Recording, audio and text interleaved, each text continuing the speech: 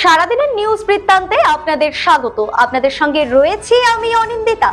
দেশ থেকে রাজ্য, শহর থেকে গ্রাম, দিনের গুরুত্বপূর্ণ খবর নিয়ে শুরু করছি সারাদিনের নিউজ বৃত্তান্ত।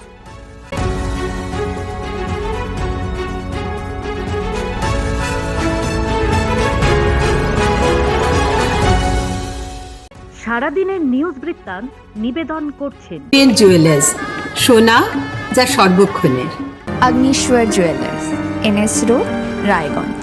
শ্রী ঢাকা জুয়েলার্স, আভিজাত্যের গয়না। ত্রিনয়নী জ্যোতিষ কার্যালয়, শ্যামপুর মোড়, দেবীনগর, রায়গঞ্জ। নেশামুক্ত সমাজ করতে Raiganj unity foundation, Rupahar, Raiganj. North বেঙ্গলের সেরা সুপার স্পেশালিটি হাসপাতাল জীবনরেখা। Spectrum healthcare diagnostics.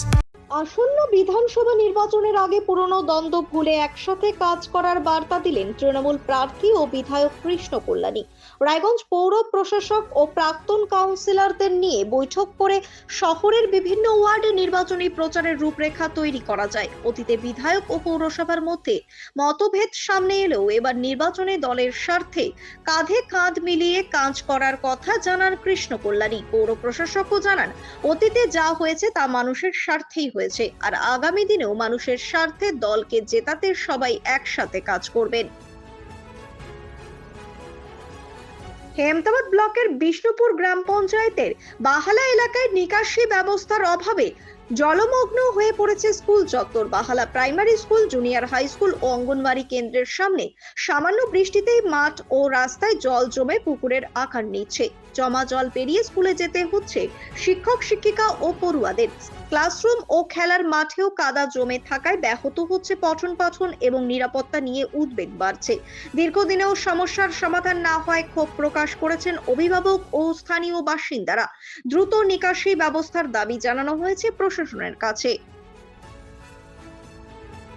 তৃণমূল কংগ্রেসের নেতৃত্বদের নিয়ে হেমতাবাদের থানা কালীবাড়িতে পুজো দিয়ে ভোট প্রচার শুরু করলেন হেমতাবাদ বিধানসভা আসনে তৃণমূল কংগ্রেসের প্রার্থী সত্যজিৎ বর্মন। বুধবার দুপুরে তিনি প্রথমেই হেমতাবাদে পুজো দেন। এরপর তিনি দলীয় নেতৃত্বদের নিয়ে বৈঠক করার পাশাপাশি ভোট প্রচার শুরু করেন। প্রার্থী ছাড়াও তৃণমূল কংগ্রেসের হেমতাবাদ ব্লক সভাপতি আশরাফুল আলী, সহ সভাপতি মুজিবুর রহমান দুলাল, যুব সভাপতি আশিক নওয়াজ সহ অন্যান্যরা উপস্থিত ছিলেন এই কর্মসূচিতে।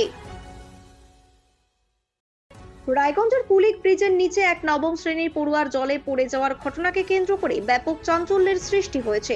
জানা গিয়েছে, নিখোঁজ পড়ুয়ার নাম শুভাশিস মণ্ডল। তার পিতা ভগীরথ মণ্ডল পেশায় একজন ওষুধ ব্যবসায়ী এবং তাদের বাড়ি রায়গঞ্জের অশোকপল্লী এলাকায়। শুভাশিস রায়গঞ্জ মোহনবাটি স্কুলের নবম শ্রেণীর ছাত্র। স্থানীয় সূত্রে জানা যায়, নদীর ধারে পড়ে থাকা জামা কাপড় দেখে প্রথমে সন্দেহ হয় স্থানীয় বাসিন্দাদের। পরে বিষয়টি রায়গঞ্জ থানায় জানানো হলে পুলিশ ঘটনাস্থলে পৌঁছে তদন্ত শুরু করে। প্রতিদিনের প্রতি মুহূর্তের খবরের আপডেট পেতে চোখ রাখুন নিউজ বৃত্তান্তের ফেসবুক পেজে। সাবস্ক্রাইব করুন নিউজ বৃত্তান্ত ইউটিউব চ্যানেলকে। উত্তর দিনাজপুর জেলার হেমতাবাদ ব্লকে যুবসাথী প্রকল্পের টাকা না পাওয়ার অভিযোগ তুলে বিডিওর কাছে ডেপুটেশন জমা দিল বেকার যুবকরা। বুধবার দুপুরে ব্লকের বিভিন্ন এলাকার যুবকরা একত্রিত হয়ে বিডিও বিশ্বজিৎ দত্তের কাছে স্মারকলিপি জমা দেন।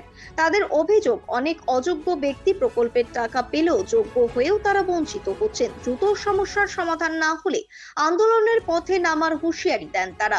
বিষয়টি খতিয়ে দেখে দ্রুত সমাধানের দাবি জানিয়েছেন। উত্তর দিনাজপুর জেলার ইসলামপুর থানার ধনতলা বাইপাস এলাকায় ভয়াবহ দুর্ঘটনায় মৃত্যু হলো দুজনের। স্থানীয় সূত্রে জানা গিয়েছে, দুটি বাইকের মুখোমুখি সংঘর্ষে এই মর্মান্তিক ঘটনা ঘটে। দুর্ঘটনায় গুরুতর জখম হন আরো 4 জন। আহতদের দ্রুত উদ্ধার করে স্থানীয় হাসপাতালে ভর্তি করা হয়। মৃতদের মধ্যে একজনের বাড়ি শাহাপুর এলাকায় এবং অন্যজনের বাড়ি ধনতলা এলাকায় বলে জানা গিয়েছে। ঘটনার পর এলাকায় চাঞ্চল্যের সৃষ্টি হয়। খবর পেয়ে ঘটনাস্থলে পৌঁছায় ইসলামপুর থানার পুলিশ। দুর্ঘটনার কারণ খতিয়ে দেখা হচ্ছে। সারাদিনের নিউজ বৃত্তান্ত আজ এই পর্যন্তই। সঙ্গে থাকুন, দেখতে থাকুন, চোখ রাখুন নিউজ বৃত্তান্তে। নিউজ বৃত্তান্ত, হলুদ নয়, স্বচ্ছ।